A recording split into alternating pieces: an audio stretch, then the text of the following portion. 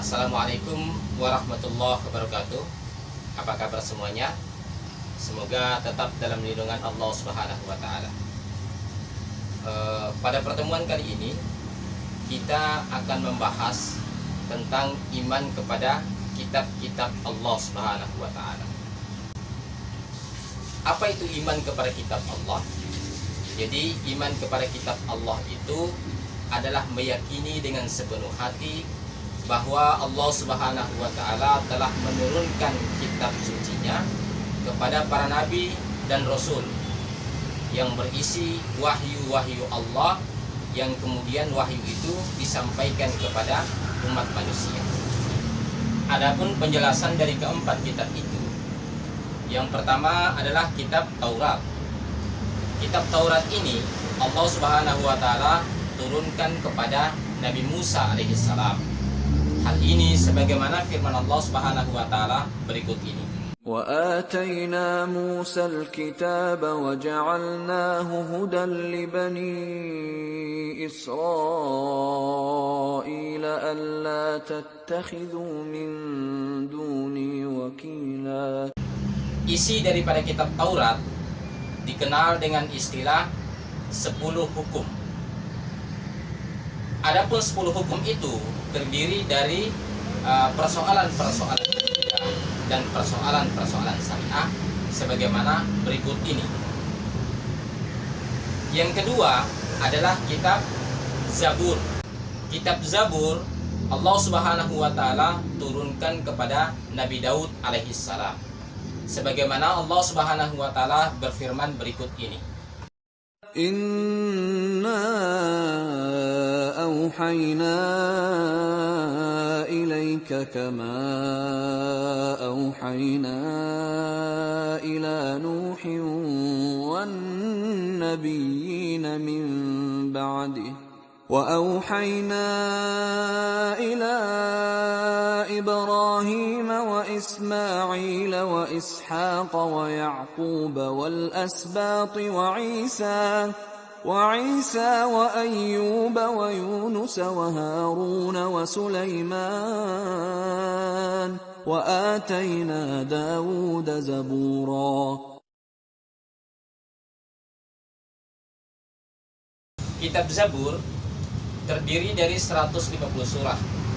Memang di dalamnya tidak memuat tentang hukum-hukum, akan tetapi di dalamnya memuat tentang nasihat-nasihat, hikmah, pujian kepada Allah Subhanahu wa taala. Secara garis besar, senandung pujian yang disampaikan atau dinyanyikan oleh Nabi Daud adalah sebagai berikut.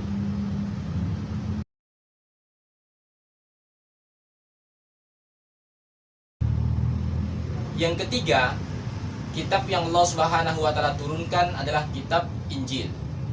Allah menurunkan kitab Injil kepada Nabi Isa alaihissalam.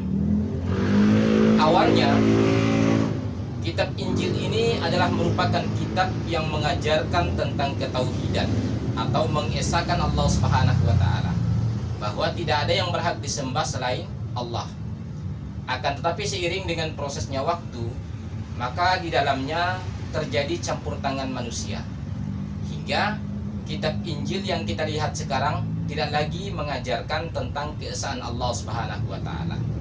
Dalil Al-Qur'an yang menginformasikan tentang diturunkannya kitab Injil ini adalah sebagai berikut. ثم قفينا على آثارهم برسلنا وقفينا بعيسى ابن مريم وآتيناه الإنجيل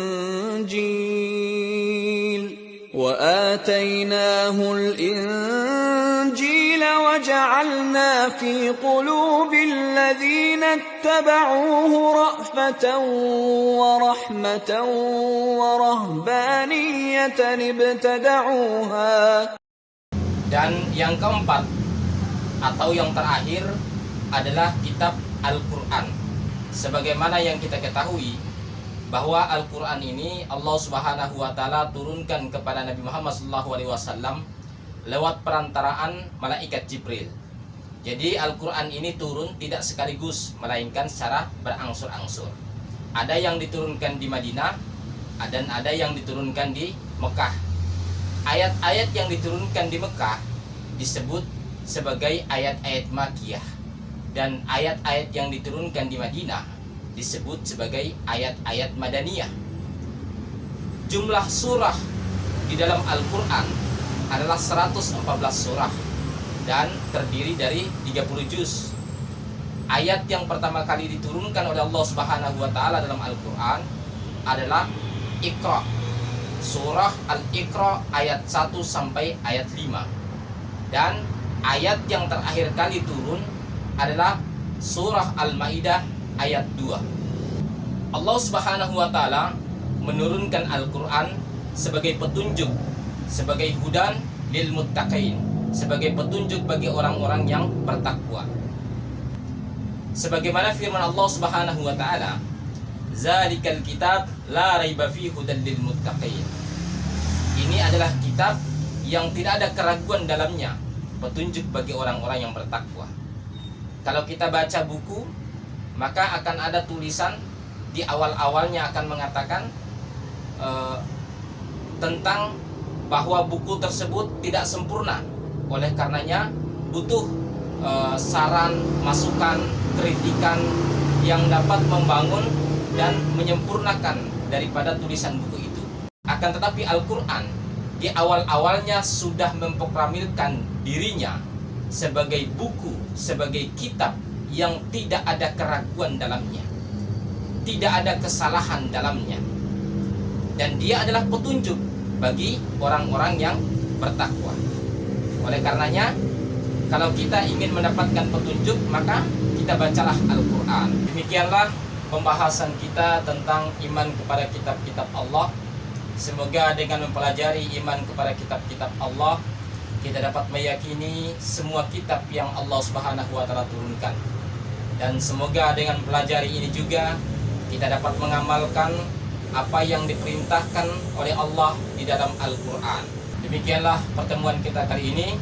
Semoga memberikan sebesar-besarnya manfaat bagi kebaikan dan kebahagiaan kita, tidak hanya di dunia ini, tapi juga di akhirat. Wassalamualaikum warahmatullahi wabarakatuh.